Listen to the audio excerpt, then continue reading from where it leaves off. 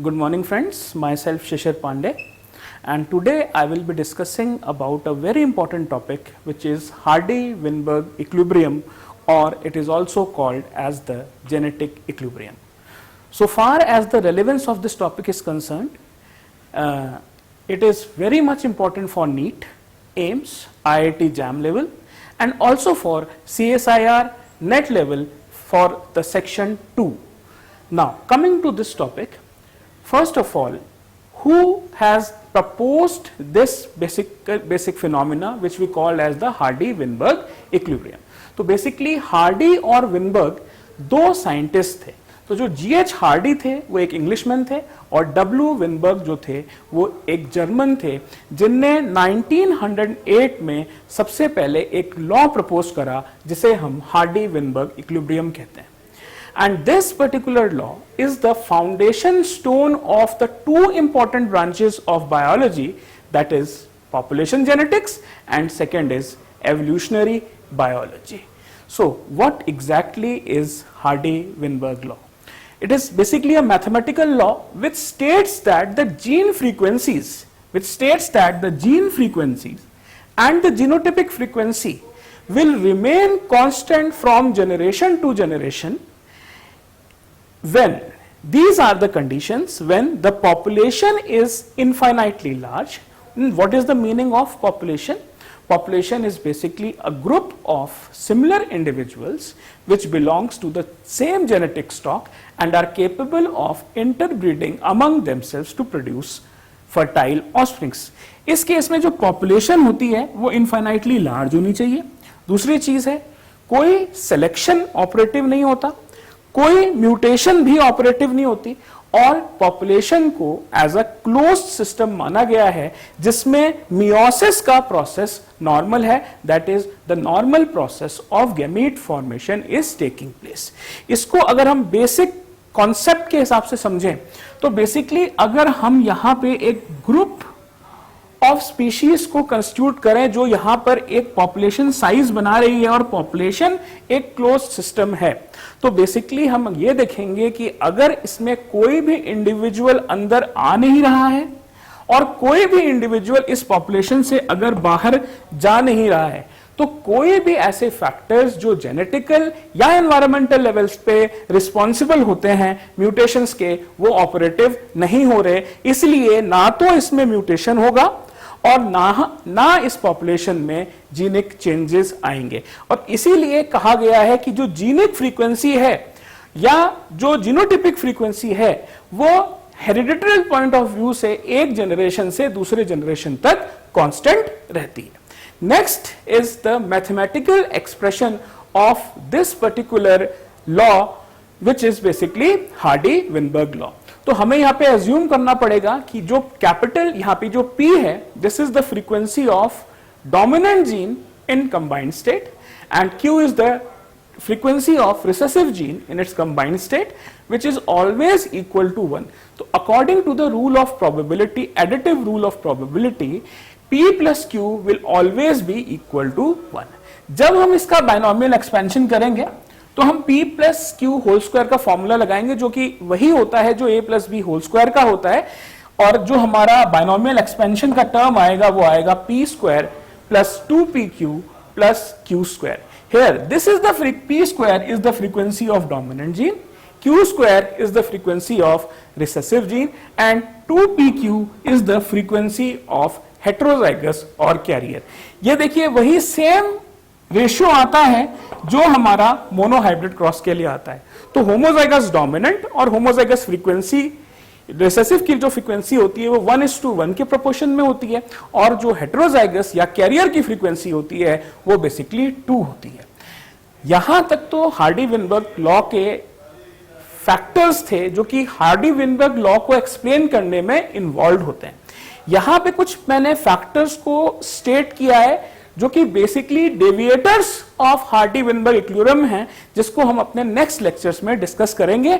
और लेकिन आज के लिए ये बेसिक 5 पैरामीटर्स जो कि डेविएटर्स की तरह काम करते हैं हार्डी-विनबर्ग इक्विलिब्रियम में, वो कौन कौन से हैं उनको थोड़ा सा स्टडी करते हैं। पहला फैक्टर है म्यूटेशन। देखिए, हार्डी-विनबर्ग प्रिंसिपल में यह कहा गया है कि कोई म्यूटेशन ऑपरेटिव नहीं होती, लेकिन नॉर्मल बायोलॉजिकल सिस्टम में एनवायरमेंटल और जीनोटाइपिक फैक्टर्स म्यूटेशंस के लिए रिस्पॉन्सिबल होते हैं, जिस कारण से यह एक पहला डेविएटर बन जाता है हार्डी-विनबर्ग इक्विलिब्रियम के लिए। The second deviator is gene recombination. जब कभी भी जेनेटिक रीशफलिंग होती है तो जीनोटाइप चेंज हो जाता है, और हार्डी-विनबर्ग लॉ कहता है कि जेनेटिक फ्रीक्वेंसी कांस्टेंट रहती है। दैट मींस कि gene recombination is yet another deviator of Hardy Weinberg equilibrium.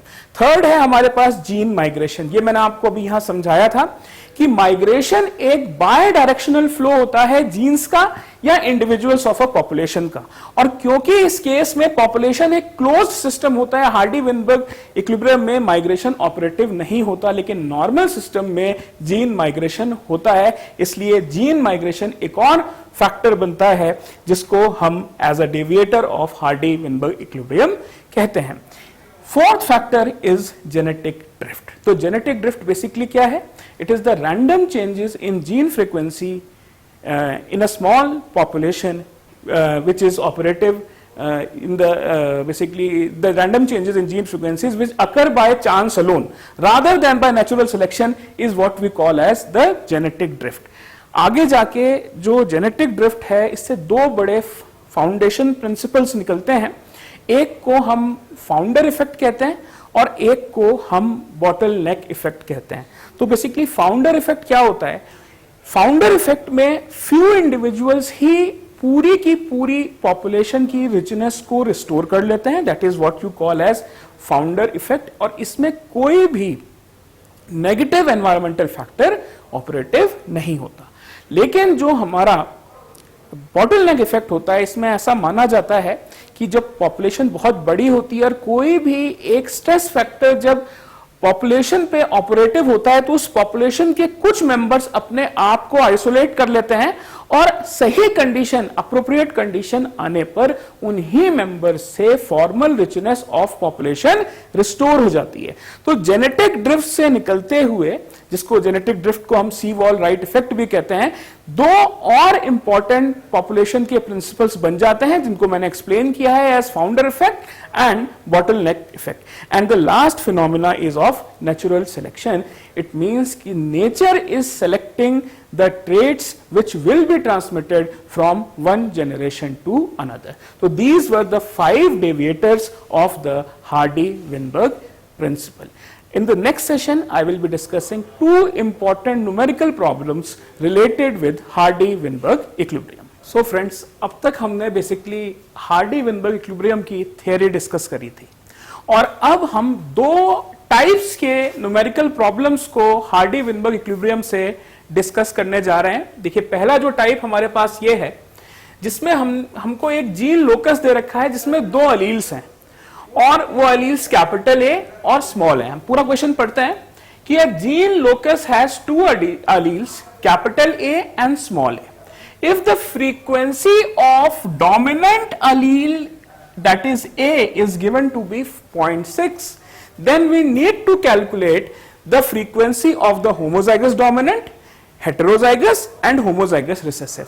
मैंने अभी आपको बताया था कि जब हम P प्लस Q का बाइनोमियल एक्सपेंशन करेंगे तो हमारे पास P square plus 2PQ plus Q square आएगा। सपोज हम यहां पे P को डोमिनेंट जीन मानते हैं, तो अगर हम यहां पे P को डोमिनेंट जीन मानते हैं तो P square is the frequency of homozygous dominant. This is basically a heterozygous whose frequency is 2pq and the frequency of homozygous recessive is q square. तो देखिए, अगर हम इसको कैलकुलेट करें तो यहां पर जो हमारे पास होमोजाइगस की फ्रीक्वेंसी आएगी वो बेसिकली 0.36 आएगी। जो हेट्रोजाइगस की फ्रीक्वेंसी हमारे पास यहां पे आएगी, तो पहले हमें यहां पे हेट्रोजाइगस की फ्रीक्वेंसी को निकालने के लिए Q की वैल्यू को भी निकालना पड़ेगा। तो Q की वैल्यू हम कैसे निकालेंगे कि Q P plus Q is always equal to 1। frequency of P is given to be 0.6, that means the frequency of Q will be equal to 0.4. That means the heterozygous की जो यहाँ पे frequency आएगी वो 2 into 0.6 into 0.4 आएगा. That means ये हमारे पास 0.48 आ जाएगी. और अगर हम यहाँ पे Q की फ्रीक्वेंसी निकाले तो Q की वैल्यू हमारे पास 0.4 आई है, तो दैट मीन्स कि हमारे पास Q स्क्वायर की वैल्यू 0.16 आ जाएगी. दैट मीन्स दो डोमिनेंट होमोजाइगस डोमिनेंट की फ्रीक्वेंसी हमारे पास आएगी वो 0.36 आएगी, हेट्रोजाइगस की फ्रीक्वेंसी हमारे पास 0.48 आएगी और होमोजाइगस की फ्रीक्वेंसी हमारे पास 0.16 आएगी. इसी क्वेश्चन को अगर थोड़ा सा हम आगे बढ़ाते हैं और हमसे ये पूछा जाए कि suppose we have to calculate the frequency of this particular heterozygous in a population of 100, then how many individuals in the population of 100 will be heterozygous? तो यहां पे हम समझते हैं देखिए 0.48 की फ्रीक्वेंसी 1 में आ रही है, तो ऑब्वियस सी बात है कि 100 में 48 इंडिविजुअल्स ऐसे होंगे जो कि बेसिकली हेट्रोजाइगस होंगे, और अगर हम 200 में निकालें तो इस फैक्टर को बस हमें 48 को 2 से मल्टीप्लाई करना होगा, that means 96 and so on.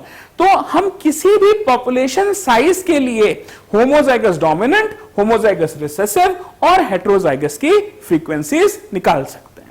अब देखिए ये तो क्वेश्चन था जिसमें हमारे को डोमिनेंट और रिसेसिव जीन की फ्रीक्वेंसीज दे रखी थी, लेकिन अ स्टेप अहेड अगर हमें कहीं होमोजाइगस डोमिनेंट और होमोजाइगस रिसेसिव जीन की फ्रीक्वेंसी निकालनी हो तो वो हम कैसे निकालेंगे. इसके लिए हमें यह चीज समझना बहुत जरूरी होता है कि जो हमारा डोमिनेंट जीन होता है उसकी फ्रीक्वेंसी सिर्फ और सिर्फ कंप्लीट होमोजाइगस स्टेट में नहीं होती, उसकी half the frequency heterozygous state में भी होती है. तो देखिए इसी तरीके का एक यहां पे एक डाटा गिवन है.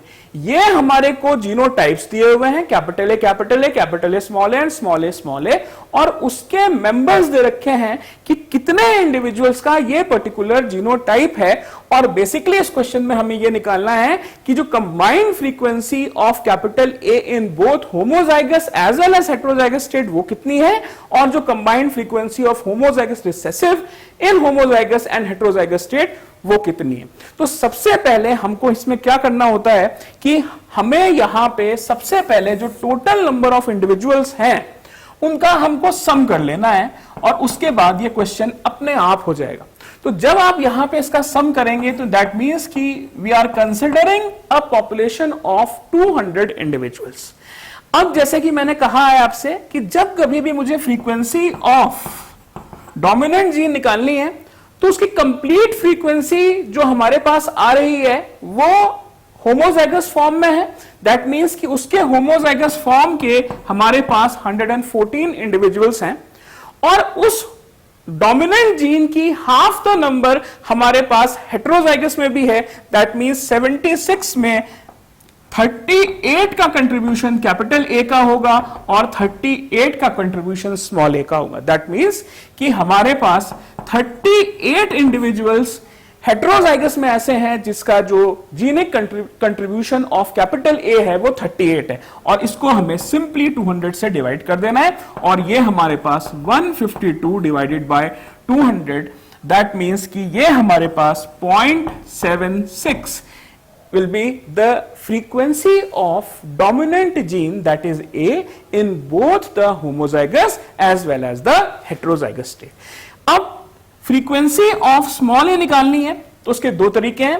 या तो हम यहां पे 10 जो हमारे पास होमोजाइगस स्टेट में नंबर ऑफ जीनोटिपिक मेंबर्स है और 38 डिवाइडेड बाय 200 करेंगे तो हमारे पास 48 डिवाइडेड बाय 200 आ जाएगा, दैट इज 0.24.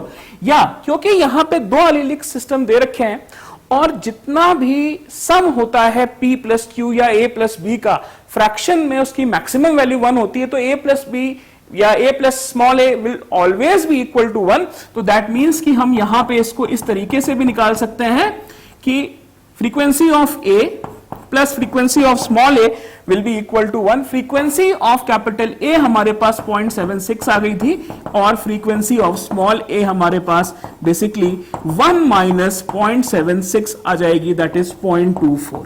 तो बेसिकली हमारे पास ये दोनों मेथड्स हो सकते हैं जिससे हम frequency of the recessive parent निकाल सकते हैं।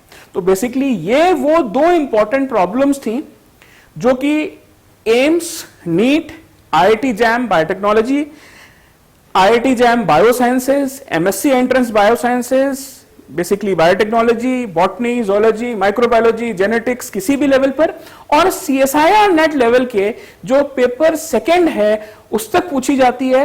और बेसिकली आईएस लेवल में जनरल साइंस में भी इस क्वेश्चन का बहुत इंपॉर्टेंस है, जो कि एक जनरल इंटरफेस पॉपुलेशन इकोलॉजी से, पॉपुलेशन जेनेटिक्स से और एवोल्यूशनरी इकोलॉजी से डील करता है।